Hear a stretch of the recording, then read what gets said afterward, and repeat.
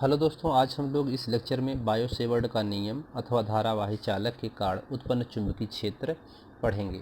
ठीक है, तो पहले इनके फिगर को समझते हैं। बायो-सेवर्ट के कोई चालक ए बी है जिसमें अल्पांश दूरी डेल्टा एल, जिनके बीच बिंदु ओ से आर दूरी पर बिंदु पी पर डेल्टा बी यानी चुंबकीय क्षेत्र ज्ञात करना है। ये चालक तार ए और बी की धारा की दिशा धारा आई प्रवाहित हो रही है। आर दूरी अर्थात ओ से पी बिंदु के बीच और इस चालक धारा के बीच की कोण थीटा है। ठीक है, तो जो हमें बिंदु पी पर निकालना है चुंबकीय क्षेत्र। माना किसी चालक में आई प्रबलता की विद्युत धारा प्रवाहित की गई है। चालक पर एक अल्पांश डेल्टा एल लिया गया है। अल्पांश के मध्य बिंदु ओ से आर दूरी पर एक बिंदु पी है। ओ से आर दूरी पर एक बिंदु पी है जिस पर धारावाही चालक के कारण चुंबकीय क्षेत्र डेल्टा वी की तीव्रता का निर्धारण यानी ज्ञात करना है। ठीक है,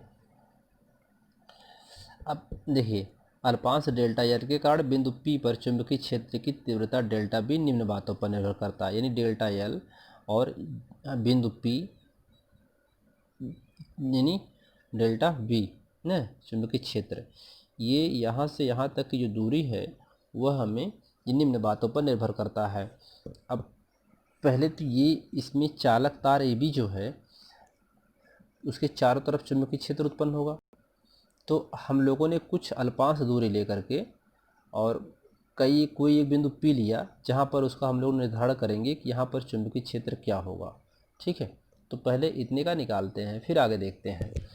तो नंबर 1 है चुंबकीय क्षेत्र चालक में बहने वाली धारा I के समानुपाती होता है। यानी जो चुंबकीय क्षेत्र है ना, इसमें जो चुंबकीय क्षेत्र चारों तरफ इसके उत्पन्न होगा तो जो इस चालक तार में धारा बह रही है उसके क्या होता है, समानुपाती या अनुकरणपाती होता है। तो वही यहाँ पे डेल्टा बी समानुपाती I, समीकरण नंबर 1।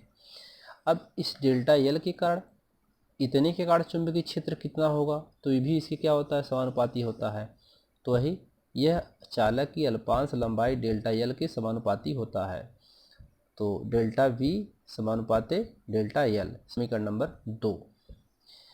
अब तीसरा, यह डेल्टा एल यानी अल्पांश लंबाई डेल्टा एल तथा बिंदु पी के बीच बने कोण थीटा की ज्या साइन के समानुपाती होता है। तो डेल्टा वी समानुपाती साइन थीटा, समीकरण नंबर 3। ठीक है, चौथा है यह बिंदु P की अल्पांश से दूरी r के वर्ग के व्युत्क्रमानुपाती होता है। यानी चुंबकीय क्षेत्र जो है बिंदु P और r दूरी के वर्ग के व्युत्क्रमानुपाती होता है। तो डेल्टा वी व्युत्क्रमानुपाती 1/r², समीकरण नंबर 4। समीकरण 1, 2, 3, 4 से डेल्टा बी समानुपाते I delta L sine theta upon r² हो जाएगा। ठीक है, तो एक चीज़ यहाँ पे आपको डेल्टा वी और डेल्टा एल ये अल्पांश लंबाई लिया गया, तो इसलिए यहाँ डेल्टा बी भी लिया गया क्योंकि चुंबकीय क्षेत्र तो बी होता है। तो यहाँ डेल्टा बी, तो डेल्टा बी का मतलब कि ए बी लंबाई है तो उसमें हमने डेल्टा एल केवल लिया है, अल्पांश लंबाई लिया है। तो यहाँ पर उसकी चुंबकीय क्षेत्र केवल इतनी की दूरी निकालना है। पूरे का तो निकालना ही नहीं, पूरे वायर का चुंबकीय क्षेत्र कितना होगा, कि जब पूरे का निकालेंगे तो केवल बी लिया जाएगा। ठीक है, और पूरी लंबाई एल ही होगी, तब ए और बी के बीच चुंबकीय क्षेत्र की तीव्रता पूरा निकालेंगे। ठीक है, तो इसलिए यहाँ पे डेल्टा लिखा गया है। अब डेल्टा बी बराबर के क्या है, समानुपाती नियतांक है I del L sine theta upon r²। अब देखिए यहाँ पे इसको हम ये जब चुंबकीय क्षेत्र निर्वात अथवा वायु में होगा यानी चालक तार तब स्थित होगा तो के बराबर μ0/4 होता है। μ0 क्या है, निर्वात की विद्युत चुंबकशीलता है। μ0 निर्वात की चुंबकशीलता। तो तब चुंबकीय क्षेत्र की तीव्रता का सूत्र हो जाएगा डेल्टा वी बराबर μ0/4 के का मान होता है निर्वात या वायु के लिए। तो μ0/4 into I del L sine theta upon r² newton प्रति एम्पियर इंटू मीटर होता है। तो यही बायो-सेवर्ट का नियम है। ठीक है, यही बायो-सेवर्ट का नियम कहलाता है, यही इसका सूत्र है। एक चीज़ यहाँ पे और देख लीजिए, μ0/4 का मान होता है 10⁻⁻7 न्यूटन प्रति एम्पियर स्क्वायर होता है। ठीक है, या आप इसको ऐसे भी लिख सकते हैं कि म्यू जीरो 4 पाई का मल्टीप्लाई कर दीजिए, तो mu zero is equal to 4 pi into 10⁻⁻7 newton प्रति एम्पियर स्क्वायर।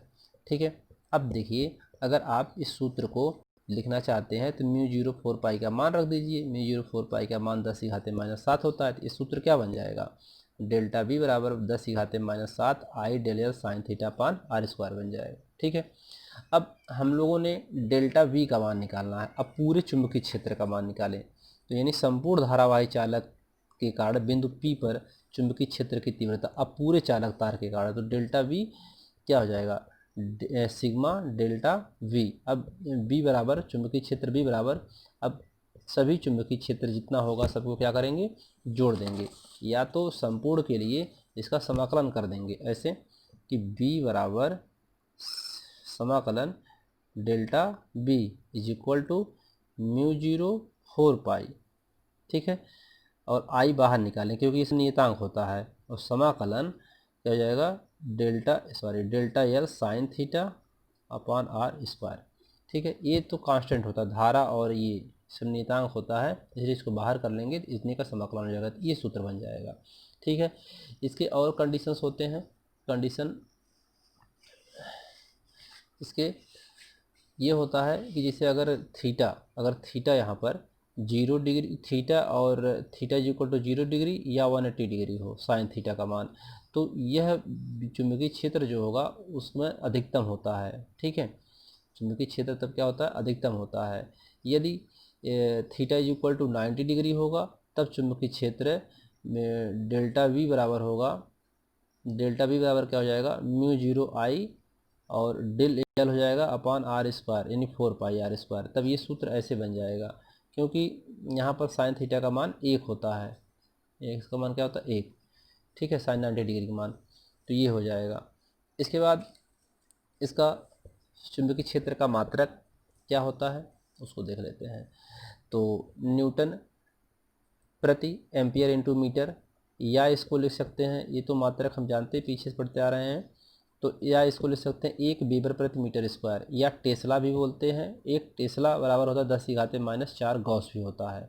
ठीक है, तो यहाँ पर म्यू जीरो की बीमा निकालते हैं। म्यू जीरो का मात्रक न्यूटन एम्पियर स्क्वायर होता है। ठीक है, यहाँ पे हम लोगों ने अभी देखा है mu zero Newton ampere square होता है मान, तो न्यूटन बराबर क्या होता है, किलोग्राम इंटू मीटर होता है। एम्पियर को क्या लिख सकते हैं आप, देखिए एम्पियर स्क्वायर इंटू सेकेंड का स्क्वायर यहाँ पर, तो इसको जो है किलोग्राम मीटर सेकंड का इन्वर्स -2 और एम्पियर -2 हो जाएगा। तो किलोग्राम को एम से, मीटर को एल से, सेकंड को टी से, एम्पियर को ए से प्रदर्शित करते हैं, तो इसकी बीमा हो गई। ठीक, ये इसकी बीमा हुई। ठीक है, ये न्यूटन का मात्रक किलोग्राम इंटू मीटर प्रति सेकंड स्क्वायर होता है, तो सेकंड स्क्वायर नीचे चला आएगा, और एम्पियर का एम्पियर स्क्वायर, तो यहाँ से इसका बीमा आ गया। ठीक है, धन्यवाद।